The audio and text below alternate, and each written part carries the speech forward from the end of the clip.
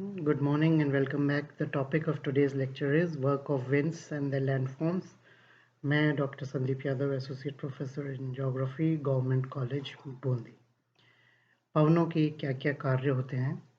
गतिशील वायु को पवन कहते हैं।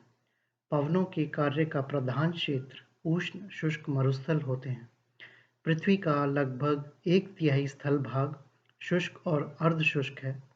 इन क्षेत्रों में सूर्यताप या पाले के प्रभाव के कारण चट्टानों में भौतिक ऋतु अपक्षय होता रहता है। भौतिक अपक्षय द्वारा विखंडित चट्टानों पर पवनें क्रियाशील रहती हैं। पवनों के कार्य 3 प्रकार के होते हैं: अपर्दन, परिवहन और निक्षेप। इन कार्यों द्वारा पवनें विविध भूस्वरूपों का निर्माण करती हैं। पवनों द्वारा अपर्दन। पवनों द्वारा अपर्दन 4 प्रकार से होता है। पहला है अनावृतन। ये मार्ग में पड़ने वाली मिट्टी की परतों को उड़ा ले जाती हैं, जिससे धरातल का वह भाग कालांतर में मिट्टी, बालू, कंकड़ इत्यादि से विहीन होकर ठोस चट्टान के रूप में उभर आता है। उसके बाद वहाँ भौतिक अपक्षय क्रियाशील हो जाता है। इस क्रिया को अनावृतन कहते हैं। दूसरा है अपवहन। कभी-कभी पवनें इतनी वेगवती व प्रबल होती हैं कि वे अपक्षय द्वारा ढीली की गई चट्टानों को पूरी परत को उड़ा ले जाती हैं। इस क्रिया को अपवहन कहते हैं। तीसरा है अपघर्षण। पवनों द्वारा अपर्दन की तीसरी क्रिया अपघर्षण है। बालू के कणों से युक्त पवनें अपर्दन का शक्तिशाली कारक बन जाती हैं। बालू के कण पवनों द्वारा अपघर्षण के यंत्र का कार्य करते हैं। नग्न चट्टानों पर पवनों के ये यंत्र सरेस कागज या सैंडपेपर के जैसा काम करते हैं। पवनों द्वारा अपघर्षण धरातल के समीप तो होता ही है, कुछ ऊपर उठी चट्टानों पर सबसे अधिक होता है, क्योंकि वहां पवनों की गति अधिक तेज रहती है और उसके साथ उड़ाए गए बालू के कणों की मात्रा भी सर्वाधिक रहती है। अधिक ऊंचाई पर पवन के क्षयकारी कार्य कम होते हैं, क्योंकि वहां बालू के सूक्ष्म कण ही पाए जा पाते हैं। इससे वहां पर्याप्त घर्षण नहीं होता। और चौथा है सन्निघर्षण। शिलाखंड व चट्टान चूर्ण आपस में घर्षित होकर या रगड़ खाकर भी टूटते हैं। इस क्रिया को सन्निघर्षण कहते हैं। पवन के अपर्दन कार्य से मुख्यतः निम्न प्रकार की स्थल आकृतियां बनती हैं। पहला है तिफल शिलाखंड या ड्रिकैंटर। पत्थर की यह टुकड़े ढलानों पर विविध आकारों में एकत्रित होते हैं। इनके किनारे व कोने नुकीले होते हैं। ये 3 सतह वाले या 4 नुकीले पहलू वाले होते हैं। पथरीले मरुस्थलों में प्रस्तर खंडों पर अनेक दिशाओं से पवन के साथ प्रवाहित धूल कणों के निरंतर प्रहार से वे घिसकर चिकने होने लगते हैं। ये सहारा मरुस्थल में अधिक पाए जाते हैं। नीचे चित्र में आप देखिए, ये नुकीले चट्टानें पड़ी हुई हैं, दूर दूर तक रेत देखने को मिल रही है। इस तरीके की जो बनती है आकृति, उसको हम कहते हैं तिफल शिलाखंड। गारा या छत्रक, ये जिसको मशरूम रॉक भी कहते हैं, इसकी ऊपरी आकृति छत्रक जैसी होती है और निचला सिरा गर्दन जैसा संकरा होता है। सहारा में इन्हें गारा कहते हैं। भूमि से 1 से 2 मीटर की ऊंचाई तक सबसे अधिक बालूकण पवन में बहते रहते हैं, अतः यहाँ सबसे अधिक कटाव होता है। इससे अधिक ऊंचाई पर बालू के कण कम व महीन मिलते हैं। इसी भांति धरातल के निकट बड़े कण रगड़ खा खाकर बहते रहते हैं। इस कारण इनमें काटने की शक्ति कम रहती है। लंबे समय बाद ऐसे गारे का निचला भाग या ग्रीवा खंड नष्ट भी हो सकता है।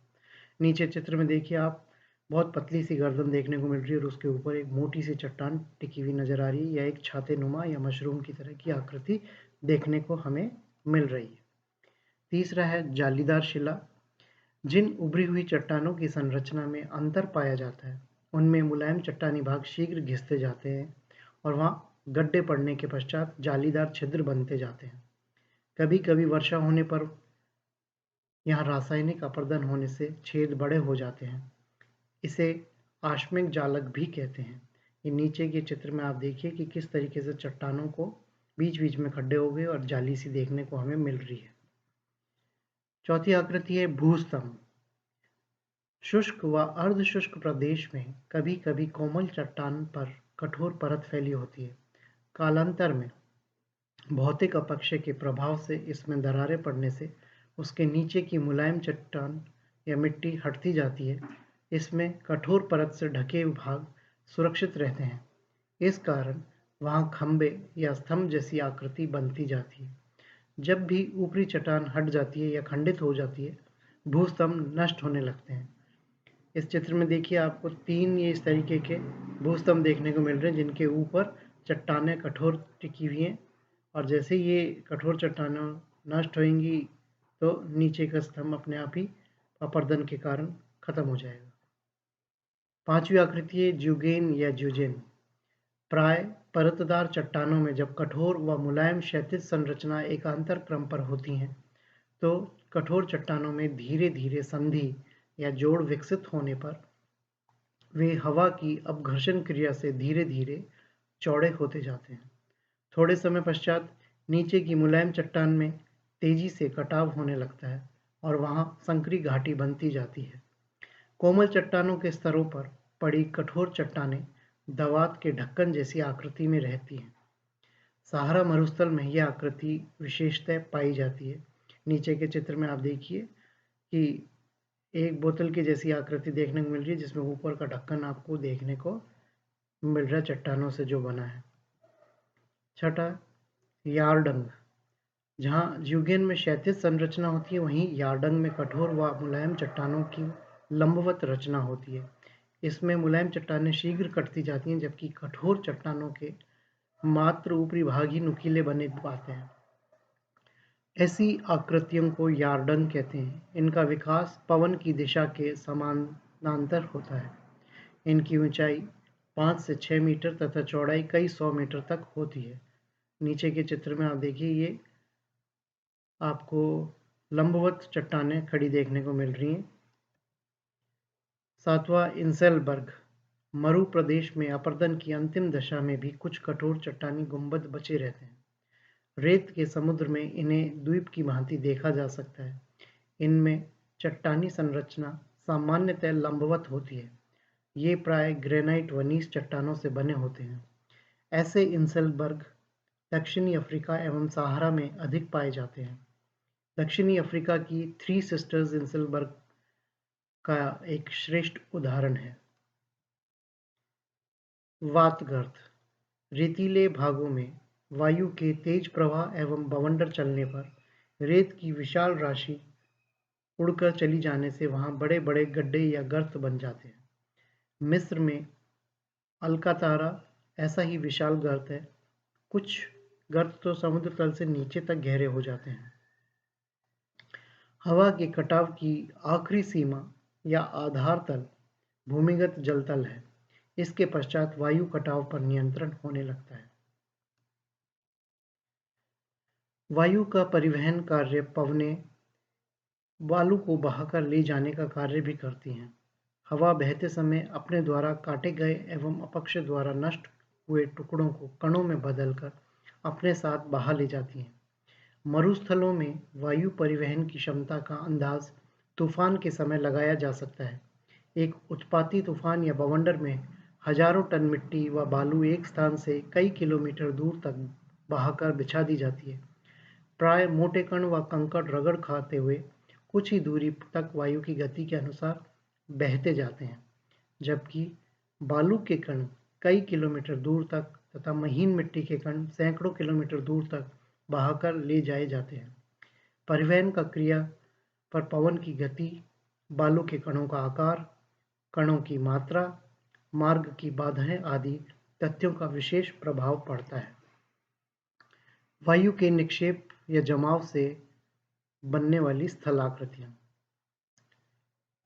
हवा अनेक प्रकार से एवं अलग अलग परिस्थिति में निक्षेप कार्य करती है।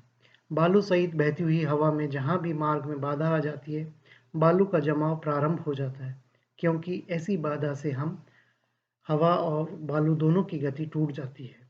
अतः वृक्षों की पंक्ति, खंभे, दीवार, पहाड़ी, जल तल एवं अन्य कोई भी ऐसे ही कारक हवा के निक्षेप कार्य में सहायक हो सकते हैं।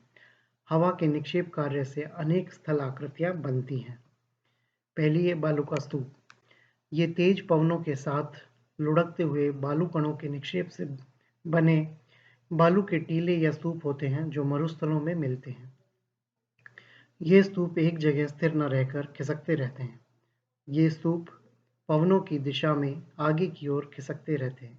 इसके निर्माण के लिए प्रचुर मात्रा में बालू या रेत का प्रवाह तथा पवनों के मार्ग में बाधा होना आवश्यक है।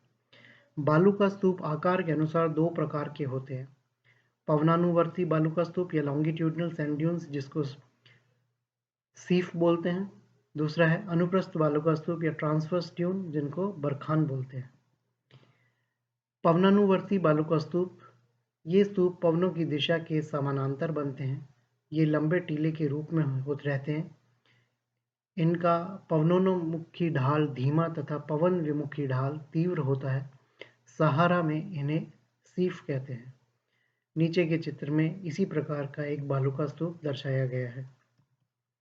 अनुप्रस्थ बालू का स्तूप, ये स्तूप पवनों की दिशा के आड़े या लंबवत होते हैं, अर्थात इनका विस्तार पवनों की दिशा के समकोण होता है। कई अनुप्रस्थ स्तूप अर्ध चंद्राकार आकृति में फैले रहते हैं। इन्हें बरखान कहते हैं। इनकी अर्धचंद्राकार भुजा नतोदर तथा दूसरी भुजा उन्नतोदर ढाल की होती है। नीचे के चित्र में अर्धचंद्राकार बरखान देखने को मिल रहे हैं। उर्मी चिन्ह, जहाँ पवनें मंद गति से चलती हैं वहाँ बालू का धरातल पर लहरनुमा चिन्ह मिलते हैं। इन्हें उर्मी चिन्ह कहते हैं। पुष्कर व बूढ़ा पुष्कर तथा जैसलमेर के निकट सम के टीलों पर इस प्रकार के उर्मी चिन्ह देखे जा सकते हैं। दूर से देखिए, इस चित्र के अंदर रेत के ऊपर लहरिये जैसी आकृति नजर आती है। लोयस, मरुस्थलों में धूल भरी आंधियां चला करती हैं। इन आंधियों में बड़ी मात्रा में मिट्टी एक स्थान से दूसरे स्थान तक उड़कर जमा होती रहती है। इसे लोयस कहते हैं। लोयस के मुख्य क्षेत्र उत्तरी चीन, मध्य यूरोप तथा उत्तरी अमेरिका का मिसिसिपी प्रदेश है। लोयस मिट्टी बड़ी उपजाऊ होती है। नीचे के चित्र में ये उत्तरी अमेरिका का मिसिसिपी प्रदेश का लोयस क्षेत्र दर्शाया गया है। प्लाया, पवनों की अपवहन क्रिया द्वारा बने पवन गर्तों में जल एकत्रित हो जाने से खारे पानी की झीलें बन जाती हैं जिन्हें प्लाया कहते हैं। मरुस्थलीय एवं अर्ध मरुस्थलीय प्रदेशों में जो नदी नाले बहते हैं उनका पानी मरुस्थल या बालू के जमाव में ही फैलकर सोख लिया जाता है, अर्थात यहाँ पर अंतर्देशीय प्रवाह पाया जाता है। जिन भागों में नदी नालों का पानी इकट्ठा होता रहता है वहाँ उनके साथ नमक या क्षार भी जमा होते जाते हैं। अतः वहाँ पर मिट्टी के जमाव में नमक सम्मिलित होने से वहाँ कठोर परत के जमाव या डूरा क्रस्ट बनते जाते हैं। वर्षा के दिनों में पानी भरने पर यहाँ खारे दलदल बन जाते हैं। ऐसे दलदल मैक्सिको व संयुक्त राज्य में अधिक पाए जाते हैं। राजस्थान में सांभर, कुचामन, पचभद्रा, डीडवाना, लूनकरनसर, फलौदी आदि में ऐसे ही खारे दलदली पानी के जमाव पाए जाते हैं। इन पलाया झीलों का क्षेत्रफल कुछ वर्ग किलोमीटर से लेकर सैकड़ों किलोमीटर तक होता है। इस चित्र के अंदर रेत के बीच में एक झील नज़र आ रही है और सफ़ेद सफ़ेद जो चीज़ आपको इसमें नज़र आ रही है वो नमक का जमाव देखने को मिल रहा है। ये एक प्लाया झील का उदाहरण है। तो इसके साथ ही पवन द्वारा निर्मित स्थलाकृतियाँ पूर्ण होती हैं। आज के लिए इतना ही। धन्यवाद।